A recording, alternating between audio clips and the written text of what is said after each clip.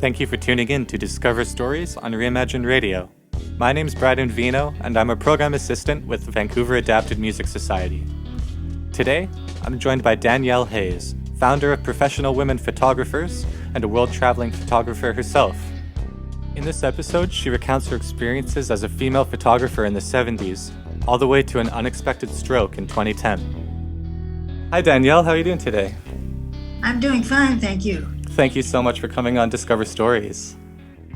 Oh, very pleased to be on Discover Stories. Yes, let's just hop right into it. How did you get your start with photography? Well, it's interesting because being photographed at the age of 2.5 or 3 was my very first memory, and I remember as if it happened yesterday, although it was many, many years ago. And then later on, I became intrigued by looking at old family photo albums, and I would point to somebody in the photo album, and I'd say, "Well, now who is that?" Well, they'd say, "Well, that's Uncle so and so, or that's so and so," and it would always elicit some kind of story. And so I became very intrigued with not only the photographs and how that person changed over the years, but also the story behind them, which also changed, of course. Mm-hmm. And then formally, when I moved to New York when I was 20 years old, I took a course at Cooper Union, what was the only free university at the time in North America. And I was going to be an architect. I was going to study architecture. Oh, wow. But after 2 years, I switched to fine arts, and I took a photography class. Nice. So that's when I basically started. Nice. I'm similar in that sense. I went to UBC for a while for engineering, for 2 years actually, and then switched to the arts as well. Yeah. Yeah. More creative. Yes, I love the creative aspects of this job for sure. Yeah. So you then kind of went on to do some interesting things with photography. One of those being founding Professional Women Photographers. Yes. Do you want to talk a little bit about that? Maybe what was the idea, the spark behind it? Well, it was 1975 at the time, and the feminist movement was just really starting to gear up in New York, and I suppose all over the world at that point. And and I was in a photography show. It was a juried photography show. It was called what was it called? Portfolios of Women Photographers, and it was the same time as the first UN Women's Conference was on in Mexico City. And so, but the exhibition, so I had two black and white photographs in the show, and I was wondering, because it was the largest show of women photographers ever, and I thought, it's getting very little publicity. Mm-hmm. And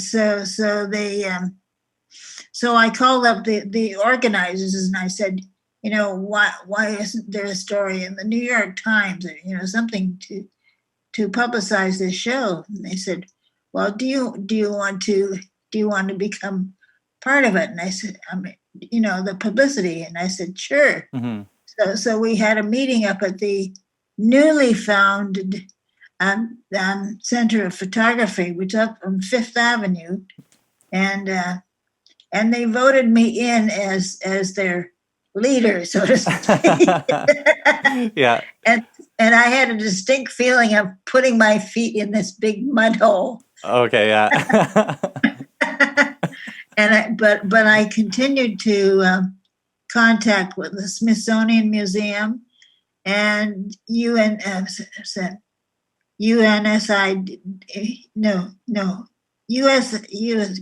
States Information Agency. That's right. Mm-hmm. And so the U.S. Information Agency became very interested in that, and so went down to Washington D.C., showed them some photographs from the show, and then there was going to be a traveling show all across Europe at that time. And so to keep the photographers who had been in the original show, the one we met once a month in my living room in my New York apartment, which couldn't have been all that big, hey? Well, it was 2 bedrooms. Oh wow, fancy you in New It was York. a sizable apartment. Yes. Yeah. Sizable apartment. My daughter was just young at the time. I think she was probably about 4. Okay. 3 Yeah. or 4 years old. So I had all these photographers there. I mean, some of them very well known and who had been in the field of photography for years and years and had been published and had done books and we had agents and so on, and others who were very new at it, including myself. Yeah. And so we continued to meet, and then I had the opportunity to give a show in the middle of it was right on Fifth Avenue. It was a big show, and it was called and it was only going to be on for one day. Mm-hmm. So I come and so I thought, well, we can't have all these photographs like flapping away in the wind. And so I thought, well, slides, we can put some slides out. So I put the word out to all of these more than 400 photographers from the US and Canada to submit 5 photographs, including a title photograph. And then I went to Kodak and had borrowed a couple of projectors and commandeered another photographer who said, well, she could get hold of a truck.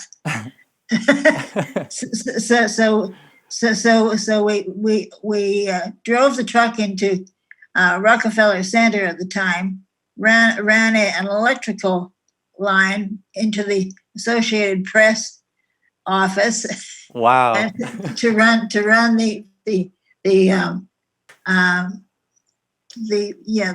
carousel projectors, and then we had a dissolve unit in between, and which Kodak supplied, and then there was a company that did multimedia shows, and they volunteered to put up a rear projection screen, so all our equipment was on the inside of the truck. Right. And then there was a side door where the photographers would go in and change the carousel or do anything necessary. And we had all kinds of and a friend of mine at the time who had an office in the Flatiron Building, on the very top of the Flatiron Building, he said, well, why don't we do a recording to go with this? So I went up to his recording studio and we recorded this very, very funny recording where he's interviewing me about the show, and then he sort of edited in a singing dog and all kinds of other little sound aspects. Yeah. And so that was our soundtrack, and so the audience that day would come into Rockefeller Center and see this big screen, and then we would just turn on the images. So they would stand on the outside of the truck, facing the back, which had this big rear projection screen on it, and then we would just change the carousels or whatever it was that we had to do on the inside. So that that became there was a publisher who came by to see it, and they thought, okay, this is a possibility. So I went to this publisher, which happened to be William Morrow and Company, and we signed a contract in like 15 minutes, and I had taken along another photographer with me, and she said, she said wow too. Yeah. She said, "Wow, this is amazing," and so we had so then the real work began. Hmm. So then I had to bring in so then I had all these women to submit photographs for the book, Mm-hmm. which turned out to be Women Photograph Men, and that was published in 1977.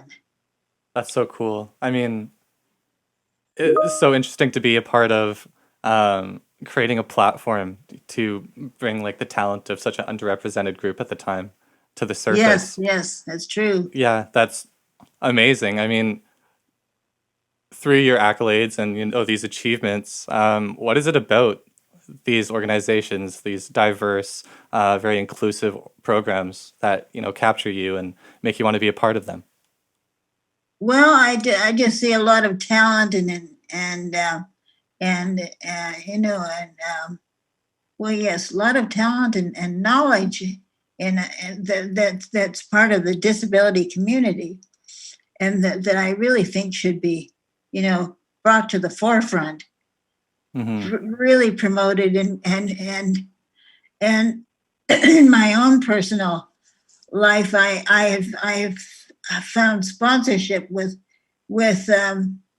companies that well, in my particular case, companies that were involved in the photography business. So there was, at various times I've had sponsorship from what's it, Pentax and Polaroid and Kodak and Canon most prominently, Yep.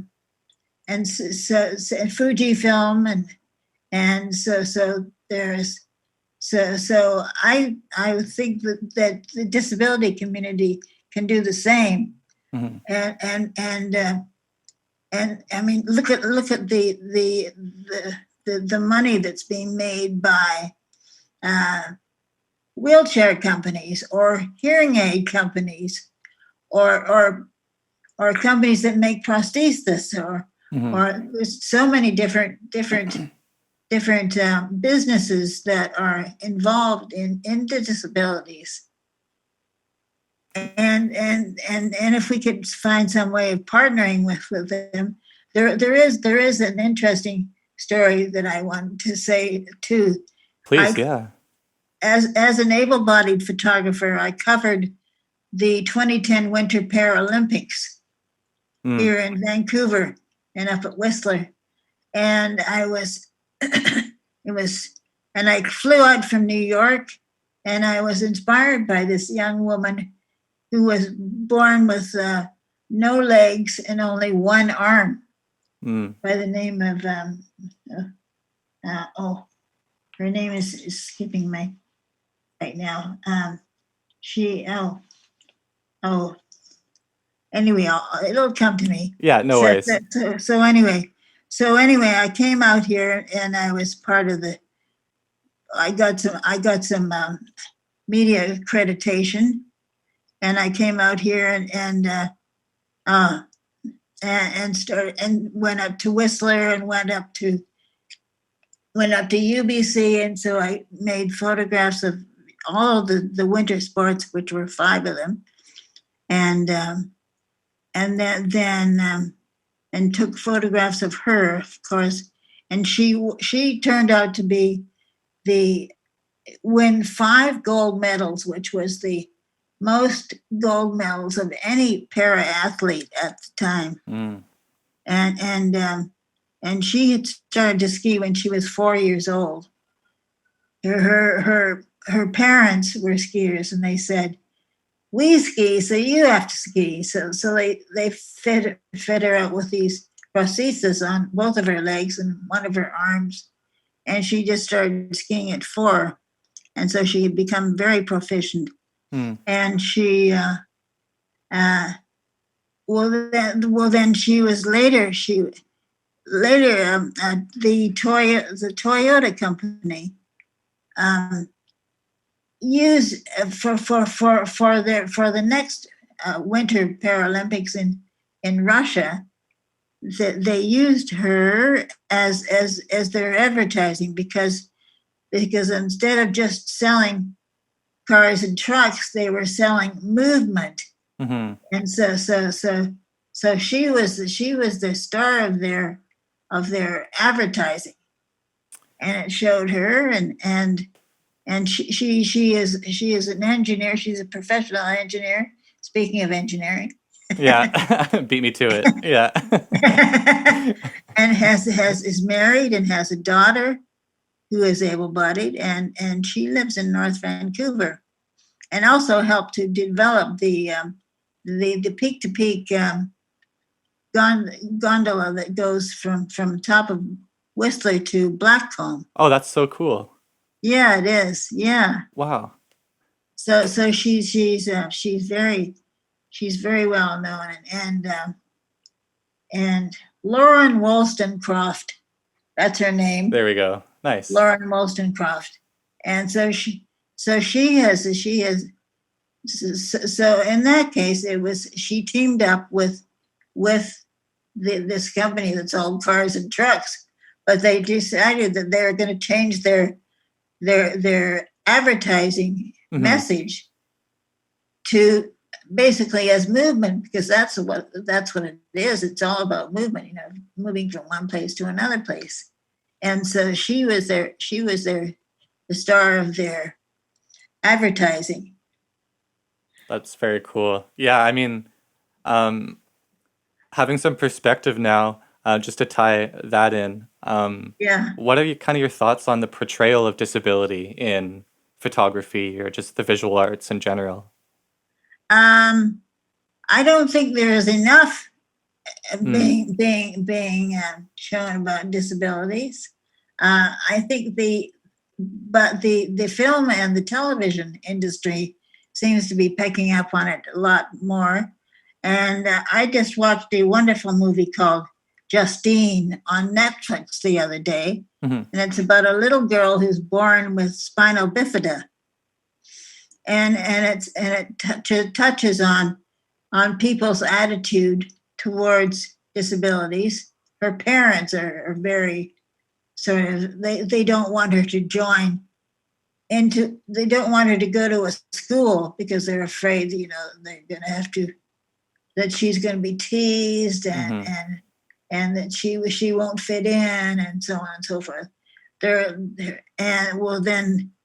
it also touches on the whole Black issue as well, because a nanny comes and to help out with Justine, and she's married to a Black Marine who had been killed in the Afghan war, and so it touches on many different issues, but it's and there's been a couple of movies that have featured people in wheelchairs, of course, and blindness and so on. So I think there should definitely be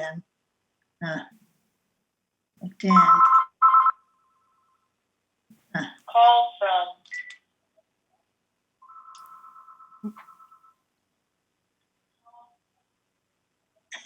No worries. This can all be edited. No worries. Good, okay. Yeah, don't worry. Probably a junk call here. Yeah, that's usually how it goes. They're going to come and arrest me. Yeah. Yeah, the CRA has, yes. Right. Yeah, classic. Service Canada has finally caught up to me. Of course. Okay, yeah, let's kind of hop back on. I'd like to ask this question. So, when your life kind of took an unexpected turn, what was this process of transitioning into your new lifestyle? Maybe for our listeners, take us through what that time of your life was like. Well, I had a stroke in 2010, and it was totally unexpected, and absolutely no signs whatsoever. And I had been doing everything right. I ran, I exercised, I went to the gym every morning, worked out, and did all kinds of sports. skied and hiked and biked and did everything and ate very well and so there was absolutely no signs that I was going to have a stroke. Of course, I didn't even know what a stroke was at that point. Mm. Yeah. and so when it did happen, I was just I went into a coma for about a week, according to my daughter. And Wow. so it was just well, and I do remember some things that did happen. They rushed me off. I happened to be in California at the time, so they rushed me off to UCLA hospital and proceeded to drill some holes in my head. Wow. And I still have the scars to prove it. Right. Yeah. I would Anyways, think so. Yeah. yeah. And I do remember that feeling of I thought, well, this must be what it's like to be scalped. Oh my gosh. Because it felt like somebody was taking big hunks of hair and Oh just man. pulling. Oh, Yeah. that's so scary. Yeah. Then I felt this nice warm feeling on my head, and because they essentially had taken 60% of the blood off my brain, it had hemorrhaged. Right. So it's called a hemorrhagic stroke. And so that warm feeling was the blood that was draining off my gray matter. Oh my gosh. Wow. Anyway, So vivid. That's insane. The things that, stick with you. yes, oh yeah. Well, and it's interesting too because I had this whole sort of what do I say? My brain went into when I was recovering. My brain went into overload or or overdrive, I should say overdrive, and I Right. started to remember all these people and various addresses and numbers, and things that I hadn't thought of for years and years, Oh, and it all, strange. all started to come back. And I thought, whoa, this is interesting. There must be a reason why I'm remembering all this. And so I started to write it all down. And that became my most recent book, which is called Traveling Light: Hmm. Photographic Memories of a Global Nomad. That's that's so crazy that, things that you didn't even think about before. Yes, yeah, I know. It was It was weird. Yeah, creating the brain kind of creating new pathways, that's true. reconnecting old memories. That's so amazing. The strength that the brain has to do that. Yeah. Um, Well, oh, yeah, I just wanted to say too, in connection with VAMS and music too. When I was taking photographs for the United Nations and particularly in Africa, I would be sure to buy cassette recordings of the local music. hmm, So when I would be back in New York and having to edit, numerous slides on my light table, I would turn on the music, and I would be immediately sort of transported back into that country. And I became very interested in world music mhm. and heard some wonderful, blues in Burkina Faso and the beginnings of flamenco music from the Ghanaian tribe in Morocco. And so it was quite wonderful to connect these to actual experiences and photographs I had taken as well. Mm. Yeah, that's a cool tie in the audio and the visual aspect of it. Yes. Um, so then, now looking back on all of this, What's something you think you learned about yourself kind of after going through the process of the stroke? Well, Yeah, some things are good and some things are bad. right. Yeah. I still have a temper. Some things never change. Yeah. Yeah, some things never change. Yeah. I think that's the Irish in me. Okay, yeah. But I become I'm not so quick to judge people, Hmm. and and I love to ask lots of questions. I like to get to know people, really well. So I meet people. I might be talking to a handy dart driver now, and I get to know their name, and then and are they married? Do they have children? And where do they come from? So there's people come from all over the world. And so I find it fascinating, and if it happens to be a part of the world where I have been to, then that stimulates more of a conversation. So it's yeah, I'm more. I guess I'm more curious than ever. Hmm.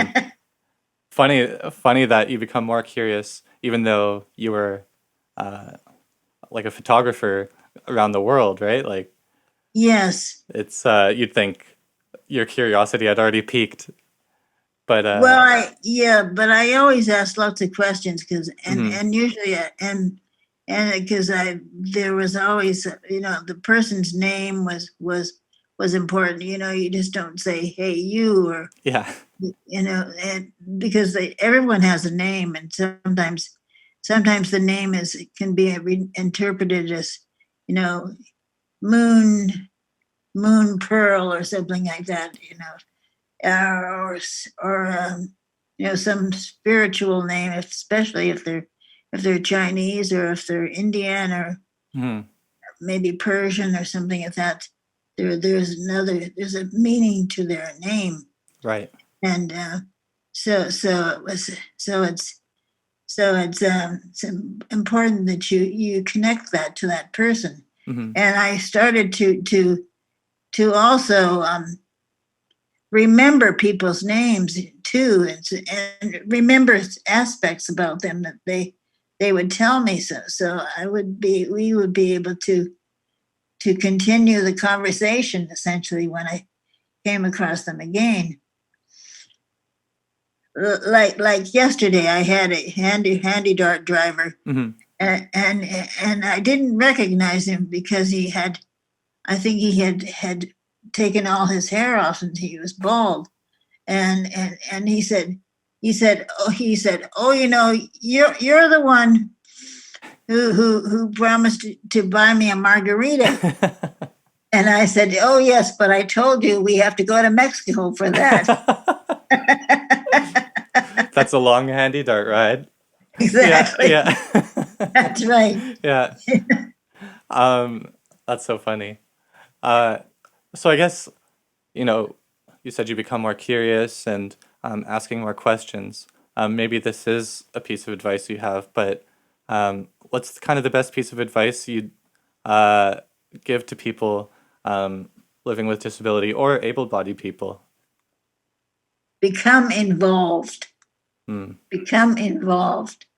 Speak up. Speak up. Speak up in your community. Speak up in your group of friends. Do something. Nothing is going to change unless you or you or your friends or get involved in promoting something or pushing something to its potential. Hmm. And we all have that potential to get involved to advocate, whether it's advocating for accessibility or whether it's advocating for seniors, or whether it's advocating for disability approaches to schools. Having children join in usual classroom settings instead of being hidden away at home. And so this has to be, you have to get out there and become involved. That's fantastic advice. I mean, ties perfectly into all our Yeah. No worries. Yeah. Yeah. Call from Erica Flynn. Oh, it's my sister. Forget that. Call from Okay. Erica Flynn.